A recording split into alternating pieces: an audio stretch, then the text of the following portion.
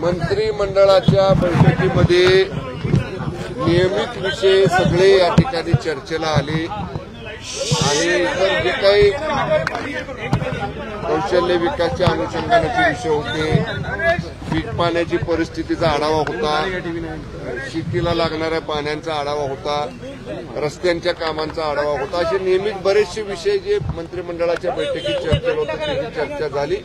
अधिकृत प्रेसनोट माननीय मुख्यमंत्री कार्यालयाकडनं लवकरच आपल्याला विषय निहाय त्याची आज तासाभरामध्ये दिली जाईल।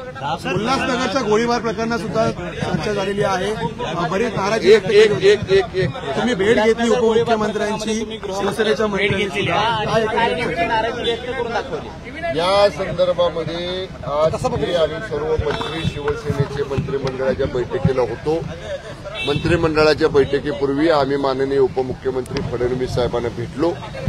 गोळीबाराचा विषय वेगळा, पण भारतीय जनता पक्षाचे आमदार गणपत गायकवाड यांनी माननीय मुख्यमंत्री एकनाथजी शिंदे साहेबांच्या बद्दल जे तथ्यहीन, बेबुनियाद, बिनबुडाचे, ज्याच्यामध्ये कसलाही अर्थ नाही असे जे आरोप माननीय मुख्यमंत्री एकनाथजी शिंदे साहेबांवर व्यक्तिशः केलेले आहेत, त्याच्याबद्दल आम्ही आमचं मत हे माननीय फडणवीस साहेबांच्या समोर मांडलं।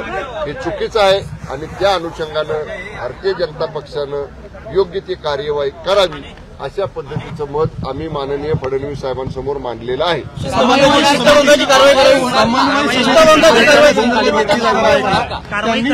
समितीकडे आपलं म्हणणं मांडलं होतं का? कारण यासाठीच या समितीची तुम्ही स्थापना केलेली होती। समन्वय समितीच्या नियमित बैठका होत असतात। मध्यंतरीच्या काळात समन्वय समितीच्या बैठका काही कारणामुळे होऊ शकलेल्या नाहीत, परंतु आज माननीय शिंदे साहेब, फडणवीस साहेब आणि अजितदादा हे तिघे ह्या 2 दिवसांमध्ये बसतील आणि नियमित समन्वय समितीच्या बैठका कशा प्रकारे घ्याव्यात या बाबतीतलं पुढचं सगळं धोरण हे तिघजण बसून ठरवतील। त्याप्रमाणे समन्वय समितीला ते कळवतील, त्याप्रमाणे समन्वय समितीच्या नियमित बैठका इथनं पुढे होतील।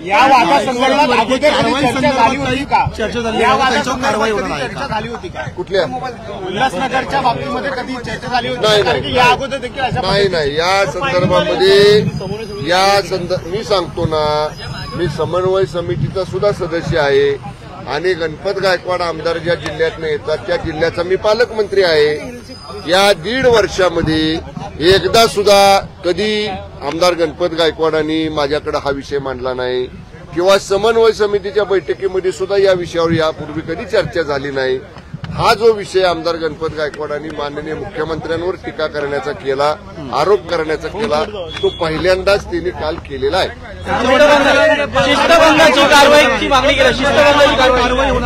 आम्ही आमचं मत फडणवीस साहेबांसमोर मांडलेलं आहे।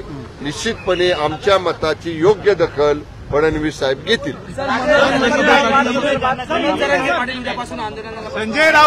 संजय राऊतांकडून वारंवार आरोप केले जातात। मनोज जरांगे पाटलांची जी भूमिका आहे, आता त्यांचा प्रश्न सुटलेला आहे।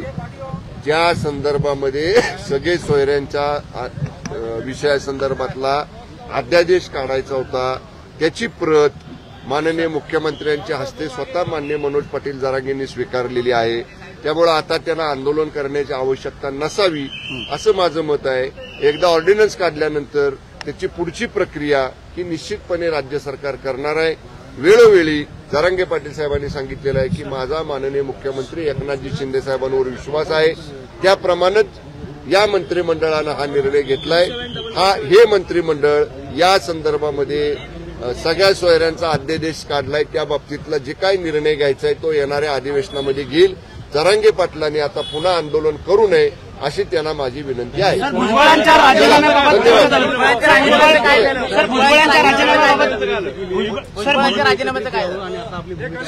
आता मराठा आंदोलनाच्या संदर्भात सगळे विषय सकारात्मकपणे सुटलेले आहेत। असं असताना विनाकारण परत आंदोलन करण्याची भूमिका त्यांनी घेऊ नये। सरकार या बाबतीत सकारात्मक आहे। सरकार या बाबतीत जे शब्द दिलाय, जे आश्वासन दिलंय त्याची पूर्तता करण्यासाठी सरकारी यंत्रणा सतर्क आहे। त्या बाबतीतनं आमची कार्यवाही गतीने सुरू आहे।